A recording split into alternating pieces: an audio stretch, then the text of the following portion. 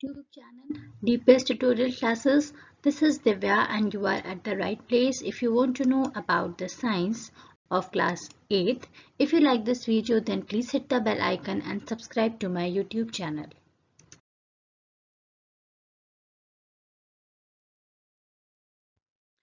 Class 8 का जो third chapter हम स्टडी कर रहे थे that is synthetic fibre and plastics और इसके बारे में हम डिस्कस कर रहे थे. आज का जो हमारा टॉपिक है that is disadvantages of synthetic fibre.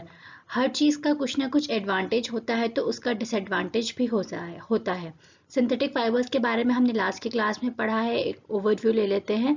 Synthetic fibre basically वो फाइबर्स होते हैं जो कि मैनमेड होते हैं, वो नेचुरल नहीं होते हैं, मीन्स वो नेचर में प्रेजेंट नहीं रहते हैं, उन्हें ह्यूमन बींग्स द्वारा बनाया जाता है, तो वो फाइबर्स हमारे होते हैं सिंथेटिक फाइबर.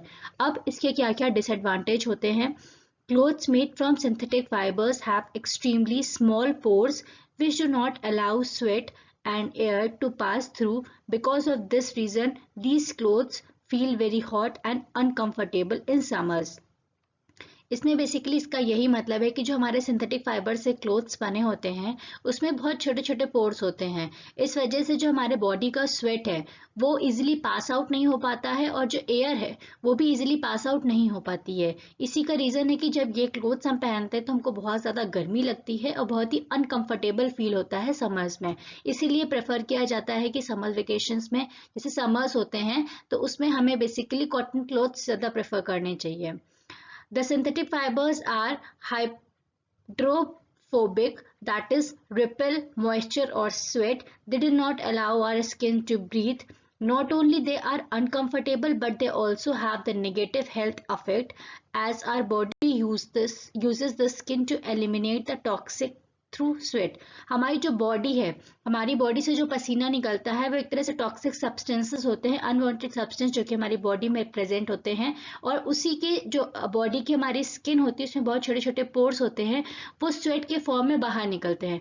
तो अगर हम इन क्लोथ्स को वियर करेंगे तो ये बहुत ज़्यादा हाइड्रोफोबिक होते हैं. हाइड्रोफोबिक मतलब बेसिकली रिपेल, मॉइस्चर को रिपेल करते हैं, स्वेट्स को रिपेल करते हैं. मीन्स अगर हम इन क्लोथ्स को पहनेंगे तो जब हमारा बॉडी से स्वेट निकलना है वो उसकी जो निकलने की क्वांटिटी होती है वो भी थोड़ी सी कम हो जाती है और जिसकी वजह से हमारे हेल्थ में भी ये बहुत बैड इम्पैक्ट डाल सकती है क्योंकि ये जो स्वेट निकलता है वो एक तरह से टॉक्सिक सब्सटेंस होते हैं बॉडी के, वो हमारे स्वेट के फॉर्म में बाहर आते हैं.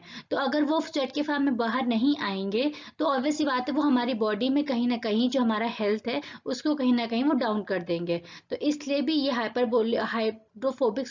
हाइड्रोफोबिक हमारे टाइप के फाइबर्स होते हैं. तो ये हमारे स्किन के लिए और हमारी हेल्थ के लिए बहुत ज़्यादा बेनिफिशियल नहीं होते हैं. Next is synthetic fibers accumulate electric charges on them. As a result, they cling together and stick to the skin, causing the irritation. Your hair stands straight after combing with a nylon comb vigorously due to the electric charge in the comb. अब आपने कुछ clothes देखे होंगे जैसे अपनी body के पास लेके आए तो जो हमारे बॉडी में छोटे छोटे जो हेयर्स होते हैं जिनको हम रोए बोलते हैं वो खड़े हो जाते हैं. तो उन फाइबर उस मतलब क्लॉथ में क्या होता है बेसिकली जो हमारे सिंथेटिक फाइबर्स होते हैं उसमें चार्जेस बहुत ज़्यादा एक्यूमुलेट हो जाते हैं. पॉजिटिव निगेटिव दो चार्जेस हमारे होते हैं तो कुछ चार्जेस उसमें एक्यूमुलेट हो जाते हैं. जैसे हमारे स्किन की कांटेक्ट में आते हैं तो जो हमारे हाथ वगैरह में या बॉडी में जो भी हेयर्स वगैरह छोटे छोटे होते हैं वो हमारे स्टैंड कर जाते हैं और जिसकी वजह से हमें इरिटेशन होने लगती है.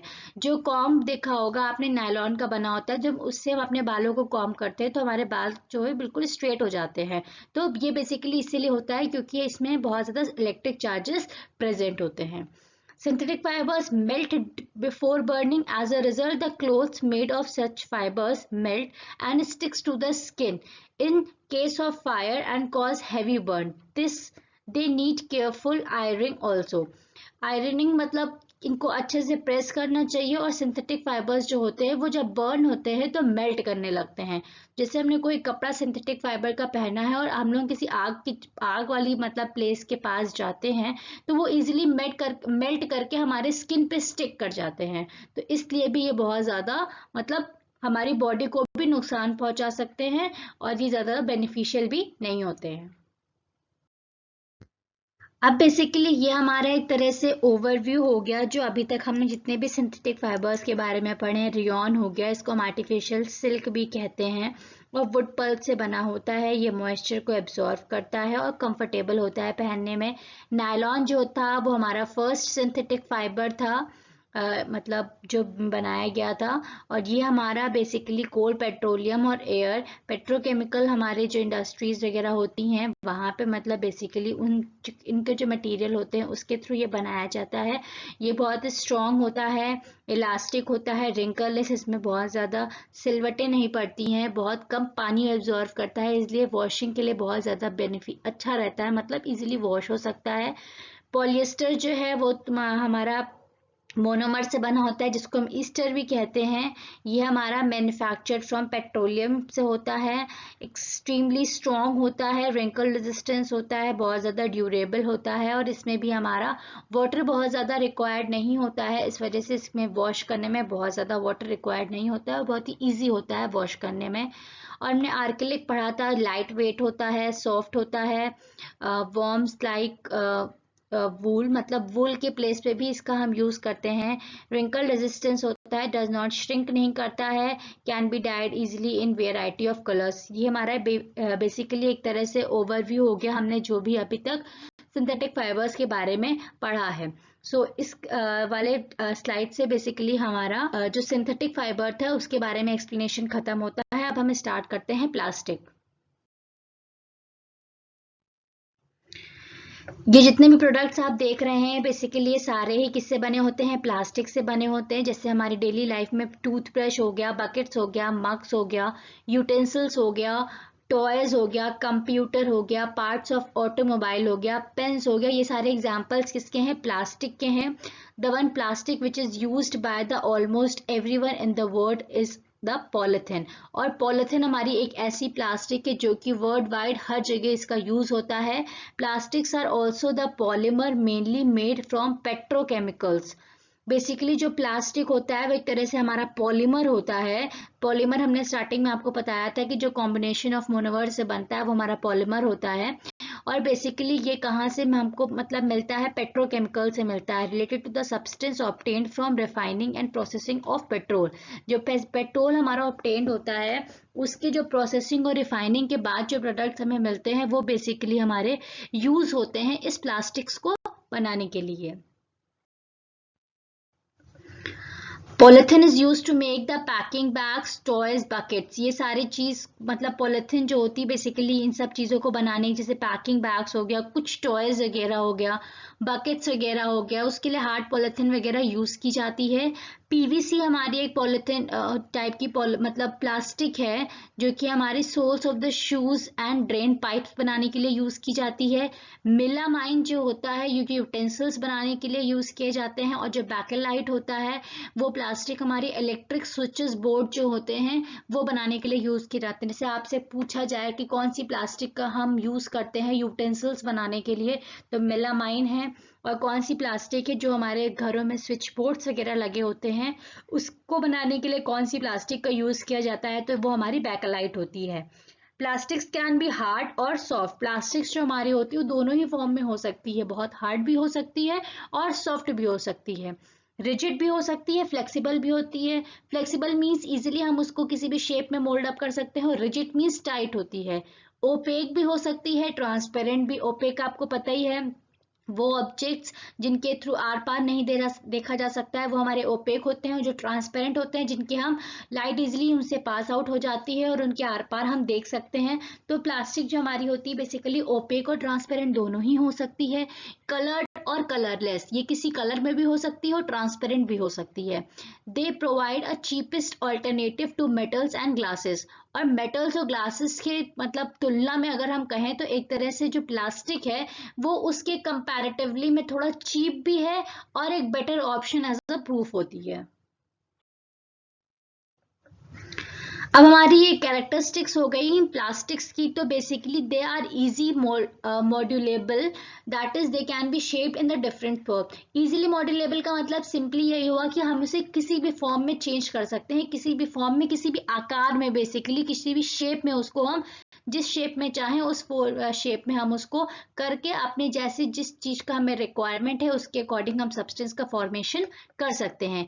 दे can be melted, colored, recycled, reused, rolled into sheets and drawn into wires। इन सब का अलग अलग मतलब है। मेल्टेड मीन्स इसको हम मतलब पिघला सकते हैं।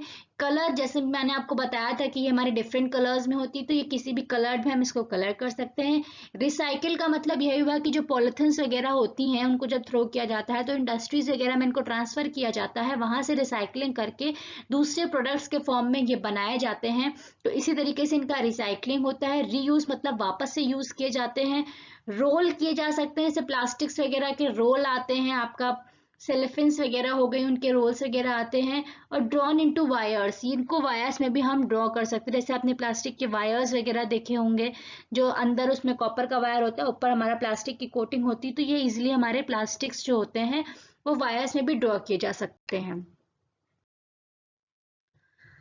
नेक्स्ट आता है हमारा प्रॉपर्टीज क्या होती है प्लास्टिक की। Plastics are lighter than metals, ये आपको सभी पता है। अगर हम एक मेटल की बोतल लेते हैं और एक प्लास्टिक की बोतल लेते हैं तो दोनों के कंपैरिजन में जो प्लास्टिक की बोतल है उसका जो वेट होगा वो ज्यादा लाइट होगा in comparison to that of metal. Water bottles made of plastics is lighter than metal and easier to carry, और इस वजह से ये बहुत ज्यादा इजी होते हैं वन प्लेस से दूसरे प्लेस पे कैरी करने के लिए। Plastics do not dissolve in water, so it is used to make buckets, glasses and other containers. आपने देखा होगा आपके घरों में जो टंकियां वगैरह रखी होती हैं बेसिकली वो प्लास्टिक की होती हैं। कभी भी नहीं देखा होगा किसी के भी घर में कि आयरन की हुई या इस टाइप की किसी मतलब मेटल वगैरह की हुई। क्यों? उसका रीजन है मेटल्स वगैरह रिएक्ट कर जाते हैं और उसमें जंग वगैरह लग जाती है। बट जो प्लास्टिक्स होते हैं ये मेटल में ना डिजोल्व करते हैं ना ही किसी से रिएक्ट करते हैं। इस वजह से जो पानी वगैरह स्टोरेज वगैरह जो किया जाता है बेसिकली वो प्लास्टिक्स के कंटेनर में ही किया जाता है। हमारे घर में जो देखा होगा जैसे लोहे की बाल्टियां वगैरह हो गई, बकेट्स वगैरह हो गए, तो उसमें जंग लग जाता है, मुरचा लग जाता है। बट जो प्लास्टिक्स की बॉटल, प्लास्टिक्स के हमारे बकेट्स वगैरह होते हैं उसमें ऐसा सच कुछ भी नहीं होता है। तो बेसिकली हमारे वाटर वगैरह को स्टोर करने के लिए प्लास्टिक्स यूज किए जाते हैं। नेक्स्ट में इसमें यही लिखा हुआ है कि they do not react easily, they do not corrode और explosion to air and water, so it is use to store the chemicals and food material. और जो इनकी ये बेसिक प्रॉपर्टी होती है कि ये इजिली एयर या वाटर से रिएक्ट नहीं करते हैं, इसलिए इनको मतलब हम केमिकल्स वगैरह या फूड मटेरियल को भी स्टोर करने के लिए प्लास्टिक्स की बॉटल्स का या कंटेनर्स का यूज कर सकते हैं। Plastics are bad conductor of heat and electricity. They act as a good insulator, hence used in electrical appliances in making cables and handles. Plastics जो होते हैं उनकी बेसिक प्रॉपर्टी है कि वो bad conductor of heat and electricity होते हैं। Bad conductor का मतलब बेसिकली उनमें हीट और इलेक्ट्रिसिटी कंडक्ट नहीं होती है, इसलिए इनको हम लोग घर में जैसे स्विचेस वगैरह होते हैं उसकी जो कवरिंग हम लोग करते हैं कोटिंग ऊपर से, उसके लिए बेसिकली हम लोग प्लास्टिक्स का यूज करते हैं क्योंकि ये बैड कंडक्टर है, तो ये इसमें इजीली करंट पास आउट मतलब करंट पास आउट होता ही नहीं है, तो इसलिए इनको हम लोग गुड इंसुलेटर्स भी कहते हैं। Plastics are durable, they are strong and generally do not break easily. Plastics वगैरह आपका सपोज एक कांच का जार ले लीजिए, प्लास्टिक का जार ले लीजिए, अगर आपका कांच का जार गिर जाता है तो वो इजीली ब्रेक हो जाएगा, टूट जाएगा। पर जो प्लास्टिक का होगा जार उसको ना इजीली मतलब टूटेगा क्योंकि वो बहुत ज्यादा स्ट्रॉन्ग होता है और इजीली ब्रेकअप नहीं कर सकता है और ये ज्यादा टाइम तक ड्यूरेबल रहता है, ज्यादा टाइम तक चल सकता है। बेसिकली आज की क्लास में बस इतना ही, हमने प्लास्टिक्स के बारे में कुछ जाना। अब हम लोग नेक्स्ट क्लास में टाइप्स ऑफ प्लास्टिक्स और कुछ और चीज़ों के बारे में भी स्टडी करेंगे। आज के लिए बस इतना ही था। Thank you for today's class. If you like this video then please hit the bell icon so that you can receive the notifications about the next lessons. Thank you for watching this video and keep supporting.